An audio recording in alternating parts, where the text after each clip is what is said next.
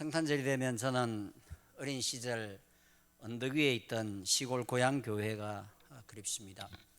벌겋게 달아오른 톱밥날로 성탄절 축하 행사를 위해서 몇 날 며칠을 설레는 마음으로 준비했던 그 추운 겨울 나날들, 새하얀 옷을, 아마도 성가대 가운이었던 것 같은데요, 새하얀 옷을 입고 천사로 분장해서 고요한 밤 거룩한 밤 곡에 맞춰서 춤을 추던 예쁜 누나, 정말 예쁜 우리 누나, 그리고 예수님의 탄생, 그날의 베들레헴을 그려낸 연극, 흔히 거룩한 연극이란 뜻으로 아마 선극이라고 말을 하는 것 같습니다. 그 선극에는 어김없이 동방에서 온 이 박사들과 그리고 목자들이 함께 등장을 했었습니다. 저도 그 박사들 중에 하나로 분장해서 출연하고는 했었습니다. 성탄 이야기에 항상 등장하는 이 박사들은 어떤 박사들일까요? 요즘 개념의 박사는 그 시대에는 당연히 없었습니다. 그런 용어도 물론 없었고요. 그런데 웬 박사일까요? 여기서 박사로 번역된 이 단어는 지혜자, 지혜로운 사람들이라는 정도의 뜻을 갖고 있습니다. 똑똑한 사람들이라는 얘기인데, 그러니까 박사라고 번역해도 좋습니다. 무방하게 보이긴 합니다. 문제는 이 지혜롭다는 사람들이, 이 아는 것 많다는 박사들이 도무지 지혜롭지 못한 행동을 함으로써 하나님의 일을 그르쳐 놓는, 소위 말해서 인간이 사고를 치게 됩니다. 우리 한번 생각해 볼까요? 못생긴 미인, 안 이쁜 미스 코리아, 말이 됩니까? 있을 수 없는 말이죠. 그런데 놀랍게도 이 성탄에서는 항상 어리석은 지혜자가 전면에 등장을 합니다. 지혜롭다고 하는 사람들이 어리석은 짓을 저질러서 사고를 쳐서 문제가 생겼는데, 문제는 하나님께서 해결하신다. 이게 오늘 말씀의 주제가 되겠습니다. 한 사람들이 더 있습니다. 여기서 사고친 똑똑한 사람이 하나 더 있는데요, 지금 말씀드렸던 이 사람들은 아무리 좋게 설명을 해도, 변명을 해줘도 세상의 박사입니다. 그런데 두 번째 사고는요, 첫 번째 사고 친 사람들의 그 사고에다가 말하자면 불에다 기름 들이붓듯이 사고를 크게 키워놓은 박사들은 성경 박사들입니다. 서기관이라고 나오는데요, 복음서에 자주 등장하는 랍비, 율법사, 이런 사람들이 비슷한 류의 사람들이라고 볼 수가 있습니다. 이제 하나님께서 이 인간들이 친 사고를 어떻게 해결해 가시는지를 함께 살펴보려고 합니다. 내용을 간단히 정리해 볼까요? 우리가 잘 알고 있는 내용입니다. 헤롯 왕 시대에 예수님께서 유대 땅 베들레헴이라는 곳에서 탄생하셨습니다. 그때의 동방에서부터, 동쪽 나라에서부터 이 박사라는 사람들이 예루살렘에 와서 유대인의 왕이 탄생하셨다면서요. 이렇게 해서 사건은 시작이 됩니다. 오늘 이야기는 이렇게 시작합니다. 이제 헤롯 왕 때인데요, 헤롯 왕 때에 예수께서 유대 베들레헴에서 나시매, 말하자면 육하 원칙에 따라서 언제 이 일이 일어났느냐, 언제냐를 말하고 있는 이 구절, 헤롯 왕 시대에 여기서 언제냐보다 더 중요한 문제, 누구냐가 걸리게 됩니다. 왜냐하면 이 사람은 유명한 폭군이었기 때문입니다. 우리가 잘 알고 있듯이 동방에서 온 박사들이 무대에서 내려가고 그 유명한 하늘의 찬란한 별들도 무대에서 사라지고 나면 헤롯이 휘두른 칼날에 베들레헴의 수많은 어린이들이 죽어나갔습니다. 미치광이었습니다. 이 헤롯은 유대인이 아니었습니다. 원래 유대 나라 사람이 아니었습니다. 에돔 사람입니다. 이 에돔이라는 이 민족은 이스라엘의 조상 야곱의 쌍둥이 형 에서의 후손이죠. 어쨌거나 유대인이 아니었습니다. 그런데 로마라는 나라가 유대 나라를 점령하고 집어삼키고 나니까 이 사람이 정치력이 아주 뛰어났어요. 그래서 로마의 정치인들과 줄이 닿아 있는 사람이었는데요, 잽싸게 로마로 가서 이 유대인들을 다스리는, 물론 로마의 다스림을 받긴 하지만 유대인들을 다스리는 유대인의 왕이라는 칭호를 로마 황제로부터 받아서 돌아오게 됩니다. 와가지고는요, 왕으로서 선정을 베풀었어요. 그래도 특히나 유대인들의 신앙을 잘 이해해 줬습니다. 그래서 성전이 이렇게 문제가 생긴 건물이 허물어지고 뭐 이런 게 많았는데 다 고쳐주고 유대인들이 신앙을 지키고 살 수 있도록 도와줬습니다. 이게 로마라는 나라가 다스리게 되면 신앙을, 유일신을 믿는 유대교, 나중에 기독교도 같은 전철을 밟게 되는데요, 이 신앙을 지키기가 어려운 구조가 됩니다. 그럴 때에 헤롯이 나서서 유대교 신앙을 지킬 수 있도록, 적어도 유대 땅 안에서는 유대교 신앙을 지킬 수 있도록 잘 도와줬어요. 여기까지는 선정을 베풀었다라고 결론을 내릴 수가 있습니다. 물론 자기 자신이 유대교 신자로서 철저하게 행동했습니다. 그럼에도 불구하고 이 헤롯에게 가장 큰 정치인으로서 가장 큰 약점이 뭐였냐면 정통성이 없었어요. 무엇보다 유대인이 아니었죠. 그보다 더 중요한 사실은 유대인들은 자고로 누가 어느 집안 사람들이 다스려야 나라가 제대로 돌아간다고 느끼느냐 하면 다윗의 후손입니다. 그렇지 않습니까? 다윗의 후손이 아니었죠. 게다가 유대 나라가 이제 바벨론 포로로 끌려갔다가 다시 돌아와 갖고 우리가 잘 아는 알렉산더 대왕의 후예들이 나라를 다스릴 때 핍박을 많이 받았어요. 그러다 이제 독립운동을 성공해서 이제 다시 왕국을 세웠습니다. 그분들은 제사장 가문 레위의 후손들이었어요. 그 왕족들이요. 아무튼 이 나라가 망하면서 헤롯이 이제 유대의 왕이 되는데 이 왕조, 마지막에 있었던 이 왕조의 후예도 아니었잖아요. 그러니까 자기는 왕으로서, 유대 왕으로서 정통성이 없으니까 늘 불안했어요. 그러니까 어떤 불안감을 느꼈냐면 유대 사람 중에서 누군가가 나서서 자기를 죽이고 왕이 되면 어떡하지? 아니면 자기가 했던 것처럼 로마에 줄이 닿아가지고 어떻게 해서 나 대신 왕으로 다시 돌아오게 되면 어떡하지? 잠을 이루지를 못했어요. 참 불쌍한 사람이죠. 이 사람이 이 정통성 없는 왕조에 대한 불안감을 어떻게 해결하려고 들었냐면, 그가 왕이 되면서 아내를 새로 맞아들입니다. 첫 번째 아내가 있었고요. 아내를 맞아들인데 그가 누구였느냐 하면 그 마지막에 유대 나라를 다스리던 왕가의 왕녀, 공주였어요. 결혼을 합니다. 자식도 있었어요. 문제는 뭐냐 하면 자기는 정통성이 없는 왕인데 그 여자, 그 공주에게서 태어난 두 아들은 나름대로 왕의 후손이란 말입니다. 그러니까 왕손이에요. 자기는 제대로 된 왕손이 아니고 이게 늘 불안했어요. 이게 결국은 병으로 도지게 됩니다. 결국 그 두 아들을, 왕족의 피가 흐르는 두 아들을 죽여버립니다. 그리고 그 유대 왕가의 공주까지 죽여버립니다.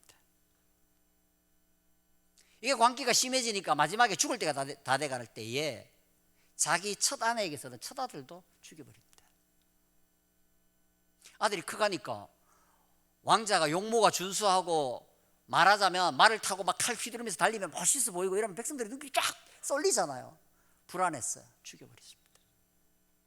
오죽했으면 이 시대에 로마를 다스리고 있던 로마의 황제 옥타비아누스라는, 우리 성경에 아구스도라고 누가복음 2장에 나오는 이 사람이 로마를 다스리고 있을 때인데, 그 사람이 유대 나라에서 일어나는, 왕가에서 일어나는 이 일을 보고를 받고 뭐라고 말했냐면요, 아이고 그 집안에는 돼지 새끼가 자식 새끼보다 오래 살겠네. 이게 무슨 말이냐면요, 이 로마 사람들은 잡아먹기 위해서 집집마다 돼지를 많이 키웠어요. 그러니까 뭐 행사 있으면 잡고 뭐 일이 있으면 잡고 하는데, 무슨 말이냐면요, 아이고 헤롯 집안에는 어떻게 돼지 잡는 날보다 아들 잡는 날이 더 많어. 이런 사람이었습니다. 자, 이제 우리 오늘의 주인공이라고 할 수 있는 동방에서 온 박사님들의 모습을 한번 살펴보도록 하겠습니다.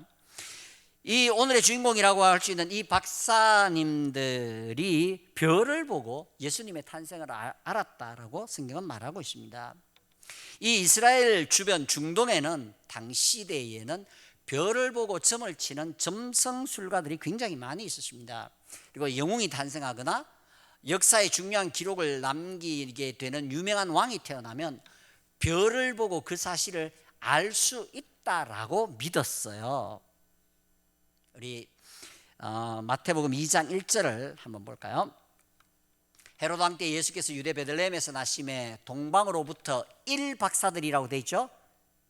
저기 성경의 밑에 쭉 내려가 보면 점성가들이라고 나와 있습니다. 그러니까 별 보고 점을 치는 사람들입니다. 그런데 문제는 여기 있습니다. 별을 보고 점을 치든 주역을 보고 점을 치든 타로 점을 치든 하나님은 성경은 허락하고 있지 않습니다. 그렇죠? 구약시대 예루살렘 안에 이런 사람들이 살았다면 왕들이 잡아서 죽여야만 한다고 율법에 나와 있습니다. 현대의 성경신학자들이 이 사람들은 별을 보고 점을 치는 사람이라고는 하지만 우리가 생각하는 점쟁이하고는 다르고 학식이 있는 사람이었고, 이 사람들이 고관 대작들을 맡았어요. 높은 자리에 올랐어요. 뭐 학식이 많고 뭐라고 변명하느라고 고생들 하시는데요, 뭐라고 변명을 해도 점쟁이입니다. 한 가지 문제가 더 있습니다. 이 박사님들의 신분에 한 가지 문제가 더 있습니다. 점쟁이 그리고 이방인입니다. 동방 그러면요, 지금의 그 당시에 페르시아, 지금의 이란, 이라크 정도 또는 그보다 더 동쪽일 수도 있겠습니다만은 우리나라와는 아무 상관이 없습니다. 그런데요, 어쨌거나 간에 동쪽에서 와서 뭐가 있을 것 같이 보이지만 어쨌거나 이방인입니다. 이 예수님 시대 유대인들은요, 죄송하지만 오만함이 극에 달해가지고 지금도 그 영향이 그대로 오고 있는데요, 유대인 아닌 사람들은 사람이 아니라고 생각했습니다. 개나 돼지로 취급합니다. 이런 이스라엘 사람들이 저지르는 게 지금 중동에서 일어나는 모든 분쟁들입니다. 이 정신에서 나와요. 그런데 한국 교회는 이스라엘을 은근히 대놓고 응원해요. 이해가 잘 안 가요. 자, 우리 다시 돌아왔어요. 지금 동방에서 온 점쟁이들이 와서 무슨 말을 했습니까? 그리스도가 태어났다면서요. 마태가 지금 독자들에게 무슨 말을 하느냐 하면요, 우리는 사람 취급도 안 한 이방인, 그것도 점쟁이들이 와서 하나님의 나라의 심장부라고 할 수 있는 이스라엘의 수도 예루살렘에 와서 그리스도가 탄생했다, 하나님이 보내신 그리스도가 이 땅에 탄생했다, 핵폭탄을 떨어뜨릴 때까지 우린 뭐 했을까? 마태는 지금 이걸 묻고 있습니다. 그렇다면 이 별은 어떻게 예수님의 탄생을 알려줬을까요? 이상한 빛으로? 별이 어떻게 움직였을까요? 모릅니다. 점성술의 체계를 우리가 굳이 알아야 할 이유가 없기 때문에 성경에는 그게 기록되어 있지 않는 것은 너무 당연합니다. 그러면 이 사람들이 그 별을 보고 누군가가 영웅이 태어났다라고 이해한 것까지는 이해가 가는데, 그분을 유대인의 왕 그리스도 예수님을 어떻게 연결시켰을까요? 이스라엘이란 나라는 솔로몬 시대의 영광이 갈수록 쇠락해 가다가 결국은 예수님 시대보다 약 한 500 몇십 년 전쯤에 나라가 망합니다. 그리고 바벨론이라는 곳으로 끌려갑니다. 그 나라가 나중에 페르시아로 바뀌게 되고요, 헬라라는 나라로, 결국 로마로 계속해서 바뀌어가게 되는데요, 이 와중에 이네들이 참 어려운 삶을 살았습니다. 그러면서 선지자들의 가르침을 기억하기 시작하는데요, 다윗의 후손 중에서 다윗보다 더 다윗 같은 성군이 태어나서 내 백성들을 다시 부강한 나라로 이렇게 세울 것이다 라고 한 이사야, 예레미야 선지자들의 글들을 다 찾아내서 그 하나님께서 다시 세우실 다윗 왕을 사모하는 마음이 이스라엘 사람들의 마음에 자리하기 시작합니다. 예수님을 보고 다윗의 자손 예수여라고 불렀던 사람들은 다 이 신앙을 토대로 해서 예수님을 그렇게 부르고 고백한 겁니다. 그러니까 거기서 나오는 다윗의 자손 예수여라는 칭호 자체가 이미 예수님은 그리스도십니다라는 고백입니다.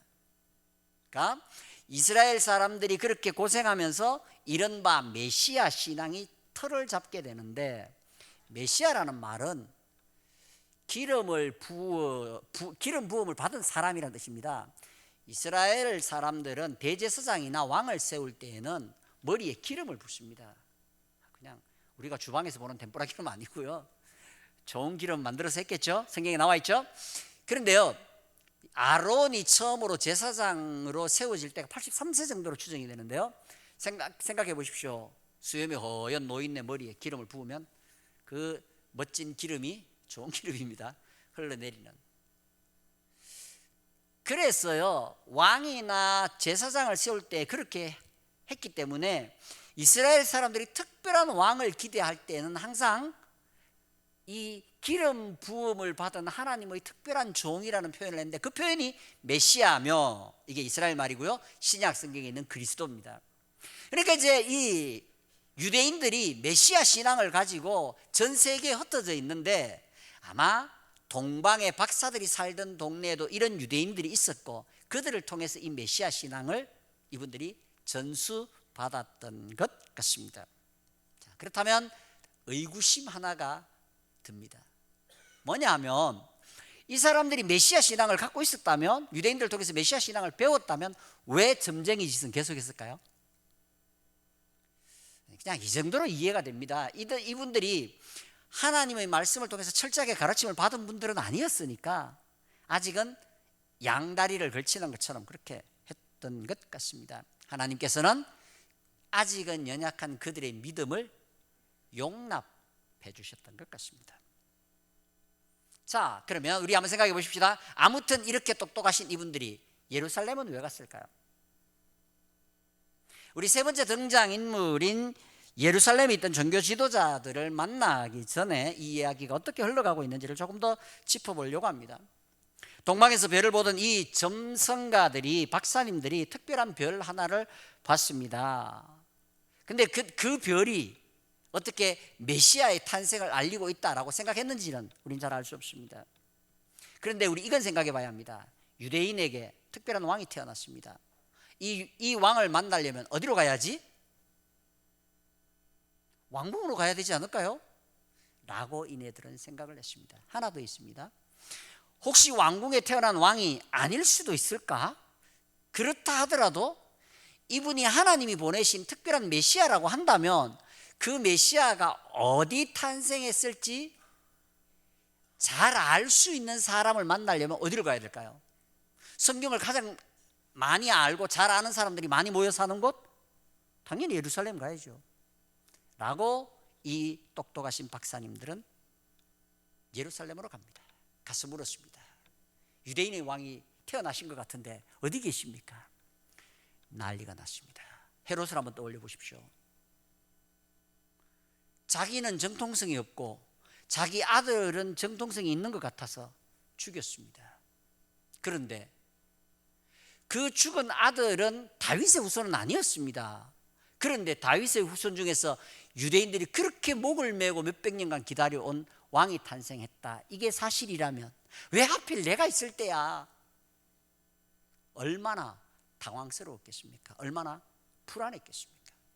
뭐 멘붕, 패닉, 동원할 수 있는 용어를 다 동원해도 이 헤롯의 심정을 헤아리기는 어려운 형편입니다. 아내도 자식도 죽일 수 있는 사람입니다. 헤롯에게 아내가 10명입니다. 사별이 아니고 동시대에 대부분은 다 같이 살았던 아내들이었습니다. 죄송하지만 제가 헤롯같이 생각한다는 건 절대 아닌데요, 아내가 별로 사랑하지 않은 것 같으니까 우리나라 사람들이 흔히 하는 말로 마누라가 10명쯤 되면 하나쯤 죽여도 별로 그럴까요? 모르겠습니다. 그건 뭐 상상도 할 수 없는 일이니까 일단 빼고요. 자식은 어떨까요? 아내가 10명쯤 되면 자식이 20-30명은 적휘됐을 것 같은데 자식이 많아지면 하나쯤 없어져도 아무렇지도 않을까요? 자, 자녀가 많은 연세 드신 분들 한번 답해 주실까요? 아무렇지도 않을 수 있나요? 아무도 답을 안 하시네요. 전 자식이 넷밖에 안 돼서 그 심정을 다 모릅니다. 아무도 안 웃으시니까 또 이상하네요.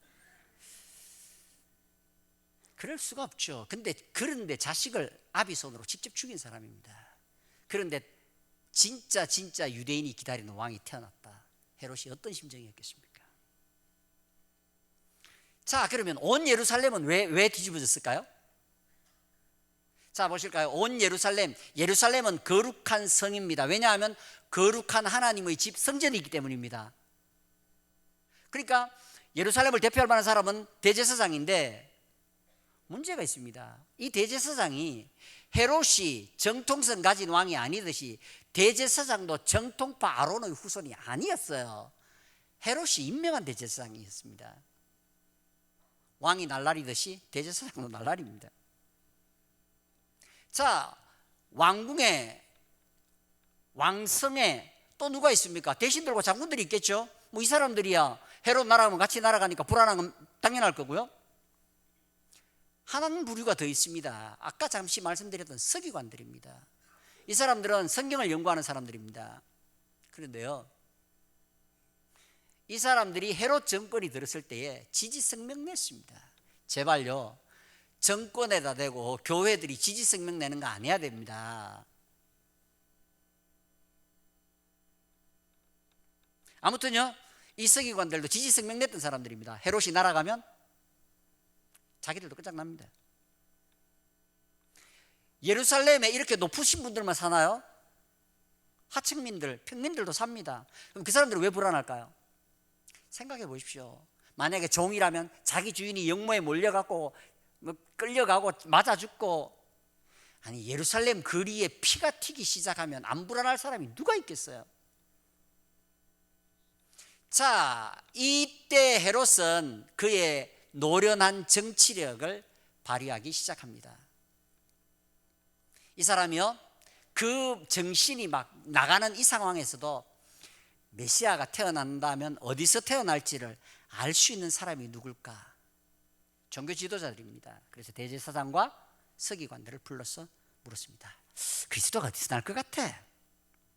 헤롯은 마치 동방에서 찾아온 이 손님들에게 답을 해주기 위해서 친절을 베풀기라도 하는 것처럼 그렇게 차분하게 물었습니다. 그의 치밀함과 음흉함을 우린 여기서 읽어낼 수 있습니다. 그리스도를 제거하기 위한 첫 번째 작업이었습니다. 지도자들이 답을 냈습니다. 베들레헴입니다. 큰일 났습니다. 예루살렘에서부터 베들레헴이 8km입니다. 여기서 해운대를 조금 더 지나나요? 예수님의 목숨이 위태로워졌습니다. 미가서 5장 2절 말씀을 인용해서 베들레헴입니다, 나는 답이 들리는 순간 예수님은 위험해지기 시작합니다. 헤롯이 말을 타는 기마병을 보내면 반 시간 안에 도착할 수 있습니다. 베들레헴은 작은 마을입니다. 찬송가에 보면 베들레헴 성, 어림도 없는 얘기입니다. 베들레헴 작은 마을입니다. 100명의 군사를 풀면 네 집에 애가 태어났는지 순식간에 알아낼 수 있습니다.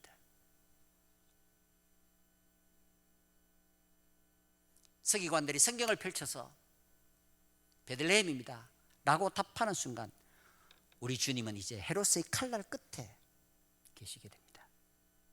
다시 물어보십시다. 이 똑똑하신 박사님들이 예루살렘은 왜 갔을까요? 이왕 유대인들에게 배운 김에 좀 더 잘 배웠으면 베들레헴으로 바로 갔어야 되는데 예루살렘은 왜 갔을까요? 아니 별이 인도하거들라 그냥 따라서 쭉 갔으면 될 건데 왕이 태어났다면 당연히 여기겠지. 헤롯궁의 문을 왜 두드렸대요? 그래, 별을 보고 미래까지 예측할 수 있다는 이 똑똑하신 양반들이 왜 그 길을 가가지고 이렇게 일을 위험하게 만들어 놨을까요? 이 똑똑하시다는 양반들 헛똑똑이 아니에요 이거? 헤롯 왕 때에 예수께서 유대 베들레헴에서 나시며, 마태복음이 유대인들을 위해서 쓴 성경책이라고 말씀드렸습니다. 예수님 시대보다 약 한 60-70년 후에 이 마태복음을 받아 읽었을 유대인들이 헤롯이 얼마나 무시무시한 놈인지 아는 사람들이 헤롯 왕 때 예수께서 유대 베들레헴에서 나심의 이 구절을 읽을 때 얼마나 조마조마했겠습니까? 베들레헴입니다 라는 답을 듣는 순간 어땠을 것 같습니까? 기절했을 겁니다. 예수님에게서부터 30분 거리 바깥에 헤롯의 칼이 춤을 추기 시작했습니다. 아니 이 박사님들은 헤롯이 얼마나 악독한 인간인지 뉴스도 안 봤을까요? 그래, 인간의 지혜는 하나님의 일을 이루는데 기억하십시오, 별 도움된 예가 없습니다. 아니 방해만 됐습니다. 사고치는 두 번째 부류의 인간으로 넘어가 보려고 합니다. 이 박사님들의 지혜가 하나님의 일을 그르치기 시작합니다. 여기에다가 불이 붙기 시작하는데 기름을 들이부은 사람들이십니다. 바로 지금까지 말씀드렸던 서기관들입니다. 그들은 어땠습니까? 성경을 아는 사람이었습니다. 가르치는 사람이었습니다. 우리는 그렇게 안 하지만 유대인들은요, 성경이 구약 성경 중에서, 물론 이 시대는 성경은 다 구약뿐이니까요, 구약 성경 중에서 모세오경, 창세기, 출애굽기, 레위기, 민수기, 신명기까지가 그 뒤에 성경보다 조금 더 급이 높다라고 믿었습니다. 물론 바리새인들은 차이를 덜 인정했고, 성경에 보면 나오죠, 사두개인들의 차이를 조금 더 인정한 그런 차이는 있지만 모세오경을 더 신성시했던 것은 틀림없는 분위기입니다. 이 서기관들, 랍비들 중에서요, 모세오경은 잘잘잘 외우는 사람들이 수두룩했습니다. 그 시대에. 예, 베들레헴입니다. 성경을 찾아서 이렇게 자신 있게 이야기할 수 있는 그네들의 성경 지식이 무슨 유익이 있었습니까? 헤롯 왕에게 이쁨 받긴 했겠죠.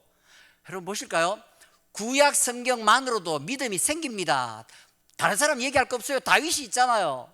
누가복음에 가보면 예수님이 태어나시자 구약 성경만 보면서 메시아의 탄생을 기다렸던 노인네들의 얘기가 나오지 않습니까? 구약 성경만으로도 믿음이 생겨요. 그런데 이 세계관들의 성경 지식은 무슨 유익이 있었습니까? 이방인들이 왔어요. 그리스도가 탄생했다면서요. 아니, 이 말을 듣고도 심장도 안 뛰어요. 놀라지도 않아요. 부끄러워야 맞잖아요. 아니, 이방인들이 먼저 할 때까지 우린 뭐 했어?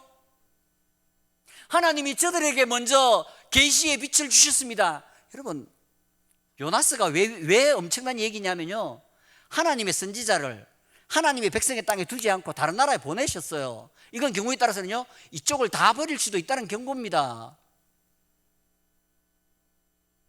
헤롯 왕 때 예수께서 유대 베들레헴에서 나시면 동방으로부터, 얼마나 습득한 얘기인지 모릅니다. 그거 놔두고 서기관들이 지금 무슨 생각을 하고 있는 거예요? 무슨 생각을? 구약 성경의 주인공은 누굽니까? 핵심은 뭡니까? 예수님입니다.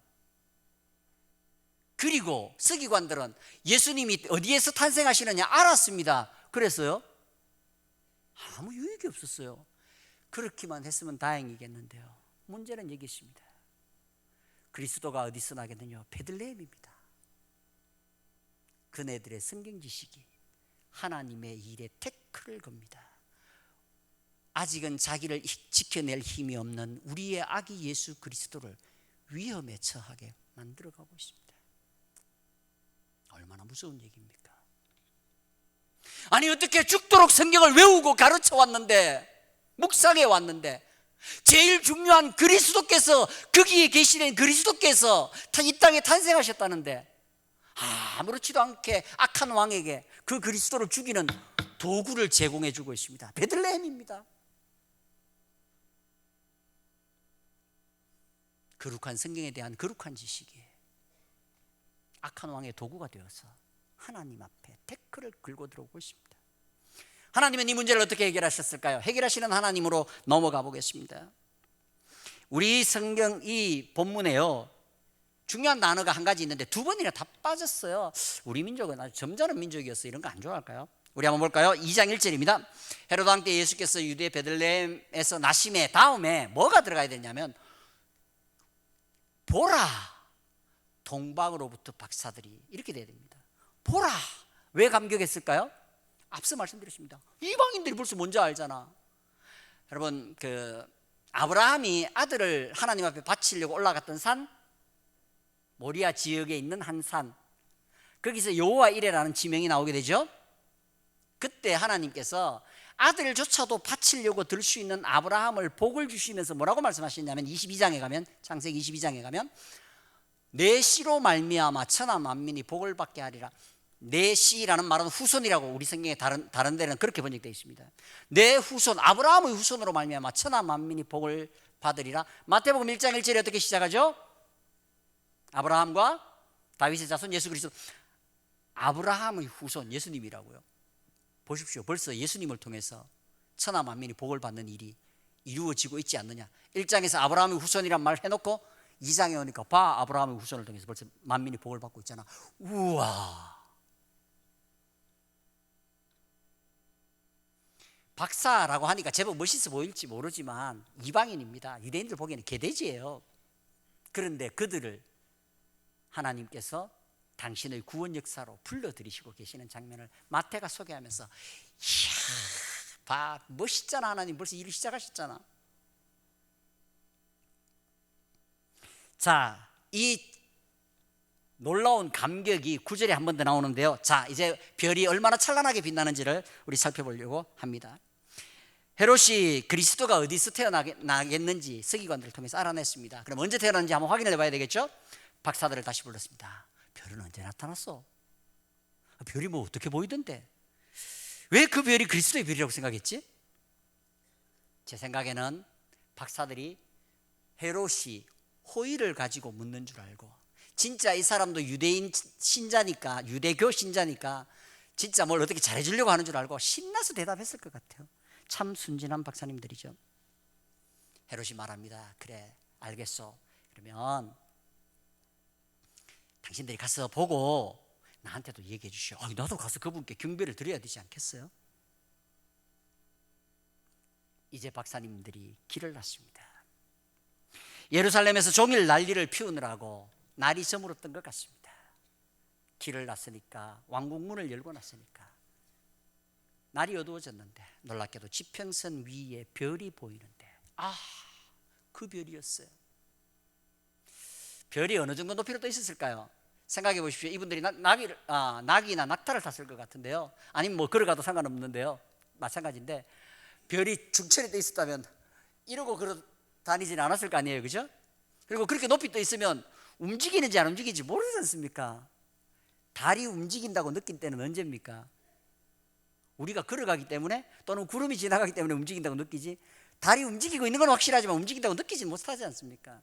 근데 별이 움직인다고 느끼고 그걸 따라가려고 하면 분명히 지평선 바로 위에 낮게 떠서 가고 있었을 겁니다. 그렇죠? 9절 말씀을 우리 한번 보겠습니다. 박사들이 왕의 말을 듣고 갈새 다음에 또 빠져 있어요. 보라가 빠져 있어요.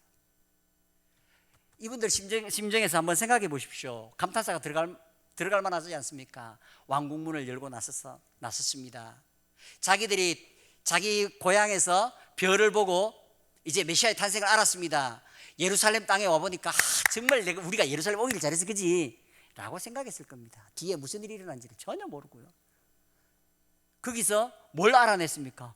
성경에 베들레헴이라 그랬잖아. 틀림없어.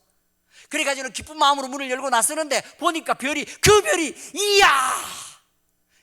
별을 보고 성경을 통해서 확인하고 다시 그 별이 보입니다. 그런데 이번에는 그 별이 쫙 움직이기 시작합니다. 하나님이 별을 통해서 우리를 직접 인도하시려나 봐. 얼마나 놀랐겠습니까? 우와! 이 감탄사를 왜 빼먹었을까요? 참 아쉬워요. 그런데 문제가 여기 있습니다. 이 지혜자들이 저질러 놓은 일이, 자기들은 감격하고 있지만 지평선 위에 떠 있는 별을 보면서 기뻐하고 있지만 지평선 아래쪽에 이제 무슨 일이 벌어질지 전혀 모르고 있습니다. 이 지평선 아래에서는 이제 피바람이 불고 핏빛 안개가 솟아오를 것 같은 이 상황인데도 불구하고 이들은 아무렇지도 않은 듯이 가고 있습니다. 이들이 저질러 놓은 일에 거룩한 지식이 보태졌다는 끔찍한 사실도 그네들은 전혀 모르고 있습니다. 그 박사님들 진짜, 우린 별 보고 하나님 조금 아는데 그 박사님들 진짜 대단해. 성경 다 외우나 봐. 사고는 인간이 쳤지만 하나님께서는 아무 상관없는 듯이 당신께서 만드신 별 하나를 아름답게 하늘에 달아놓고 당신들의 백성을 인도해서 그 구원의 영광 안으로 끌어가고 계셨습니다. 상상 한번 해볼까요? 이 서기관들이요, 제가 오늘 한 설교를 눈치채고 야단맞았다고 생각하고는 마음이 바뀌었을까요? 그리스도가 탄생하셨다고요? 우리 이러면 안 되지. 옆에 있는 사람들 모아가지고는 우리가 환영단을 꾸려야 돼. 정치하는 사람들 꼭 항상 이런 식이죠. 꾸려야 되지 않을까? 나섰어야 맞지 않나요? 아니, 하나님의 종들이 하나님께서 이루시는 큰일이 이 땅에 펼쳐지기 시작했다는 사실을 이방 나라 사람들에게 듣고도 부끄럽지도 않아요. 이 무례한 놈들이 감히 하나님께서 당신의 아드님들을 이 땅에 보내셨는데 일어나 경배하지도 않았어요. 저쪽에 가면 돼요. 이 버르장머리 없는 놈들이. 죄송하지만 그들의 버르장머리 없으면 얼마나 천만다행인지요. 만약에요, 우리가 같이 가겠습니다, 우리가 모시고 갈게요, 만약에 이랬다면요, 그 앞에 있던 헤롯이 뭐라 그랬을까요? 내 차 내드릴게요. 내 차 저거 요새 새로 수입했는데요, 방탄 잘 돼요. 경호부대를 출동시킬까요? 경찰을 시켜서 사이카 쫙 앞에. 만약에 그랬다면 어떻게 됐을까요? 죄송하지만 서기관들의 무례함이 고맙기 이를 데 없지 않습니까? 정말 저 이 성경을 몇 번을 보고 이번 설교를 준비하면서 다 뒤져봐도요, 헤롯이 왜 당장 바로 출동 안 시켰는지 모르겠어요. 감사한 일이지요. 사고 치는 인간 해결하시는 하나님이죠. 이제 박사님들은 그 별빛을 따라 움직이기 시작했습니다. 우리 주님께로 나아갔습니다. 지평선 아래쪽에 무슨 일이 일어나든지 신경도 안 쓰고 있습니다. 오직 지평선 위에 하나님께서 하시는 일에만 관심을 갖고 따라가기 시작합니다. 그 별만이 하늘 위에 무슨 일이 계획되어 있었고 하늘 아래에 무슨 일이 벌어지는지 그날 밤 그 모든 비밀을 마치 그 별만이 알고 있는 것 같아 보였습니다. 저 새벽 별이 홀로 그 길을 아는 듯 밤새껏 귀한 그 일을 말없이 지켰네. 일이 어떻게 끝이 났습니까? 헤롯은 노회한 정치인답게 그리스도를 압박할, 그리스도를 죽여버릴 모든 계획들을 진행하고 있는 것 같아 보였습니다. 하지만 하나님께서 허락하지 않으셨습니다. 감사하게도 하나님께서 허락하지 않으셨습니다. 간단하게 얘기를 해버리셨습니다. 꿈에 그들에게 나타나셔서, 그 박사들에게 나타나셔서 헤롯한테 가면 안 돼, 그걸로 끝이었습니다. 그들은 헤롯의 부하가 아니었기 때문에, 헤롯의 백성들이 아니었기 때문에 다른 길로 돌아가도 누가 말리지를 못했습니다. 물론 이 일 후에 중요한 하나님의 개입은 한 번 더 있었습니다. 꿈에 이 예수님의 아버지 역할을 하고 평생을 살았어야 되는 요셉에게 하나님께서 천사들을 보내셔서 애굽으로 도망가. 이 애굽과 관련된 중요한 일이 더 풀어가야 할 이야기가 있습니다만은 오늘은 여기에서 접겠습니다. 하나님께서는, 이제 마무리하십시다. 하나님께서는 왜 이렇게까지 하시면서 그리스도를 이 땅 위에 아기 예수로 탄생시키셔야 했을까요? 인간의 무지와 심지어는 악함과 방해에도 아무런 영향을 받지 않고 하나님은 성공적으로 그리스도를 이 땅에 보내셨습니다. 왜 그렇게 하셔야만 했습니까?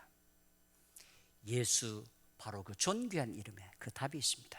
마태복음 1장 21절입니다. 아들을 낳으리니 이름을 예수라 하라. 이는 그가 자기 백성을 그들의 죄에서 구원할 자이심이라. 답이 여기 있지 않습니까? 하나님의 백성들을 그 죄와 그 죄의 결과인 비참한 무서운 심판에서부터 건져내시기 위해서였습니다. 우리를 구원하시기 위해서입니다. 예수라는 이름 뜻이 곧 구주입니다. 이 땅 위에 천한 모습으로 귀하지 않은 사람으로 오셨습니다. 가난한 식민지 청년들의 첫 아들로 태어나셨습니다. 집에서 태어나지 못하고 이리저리 끌려다니시다가 마구간에서 태어나셨는데 그나마도 이리 피하고 저리 도망다니는 신세가 되셔야 했습니다. 왜냐하면 그 존귀하신 분이 왜 그렇게 비천한 모습으로 우리 앞에 서 계셔야 했느냐 하면 하나님 앞에서 비천할 수밖에 없는 우리들을 존귀한 하나님의 아들로 세워주시기 위함이었습니다. 예수 그리스도의 이름으로 말미암아, 그 존귀하신 이름으로 말미암아 즐거운 크리스마스가 될 수 있기를 바랍니다. 그래서 성탄절을 맞는 남천교회를 저는 이 말로 축원하는 것으로 설교를 마치려고 합니다. 메리 크리스마스.